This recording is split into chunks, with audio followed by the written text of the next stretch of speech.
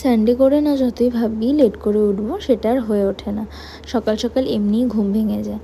যাই হোক, ঘুম থেকে উঠে ব্রেকফাস্ট করে ফটাফট যা কাজ ছিল স্নান দান করে পূজা টুজো দিয়ে সব কমপ্লিট করে মাম্মামকে নিয়ে যেতে হবে ভ্যাকসিন দিতে। লাস্ট উইকে ছিল, সেটা 1 সপ্তাহ মতো লেট হয়ে গেল। যাই হোক, তন্ময় ওর কাজের জন্য যেতে পারিনি, আমি বোনকে নিয়ে গেছিলাম।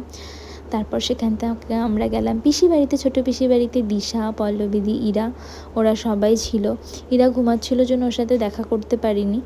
তো তারপর বাড়িতে গিয়ে বিকেলে আমরা রেডি হয়ে একটু বৈশাখী মেলায় যাচ্ছিলাম। তো মেলাতে এত ভিড় সানডের জন্য, উফ, খুব ভিড়। আর আজকে ওয়েদারটাও খুব খারাপ, ভীষণ গরম। আর মামামের এটা ফার্স্ট টাইম কোনো মেলাতে ভিজিট করা। ও প্রতিটা রাইড খুব সুন্দর এনজয় করেছে, খুব সুন্দর এনজয় করেছে প্রতিটা জিনিস। আর আমি তো খালি দূর থেকে দেখছিলাম আর ভয় পাচ্ছিলাম। যাই হোক, আমরা একটু ব্রেক ডান্সে চড়েছি, কিন্তু আমি আর চড়বো না।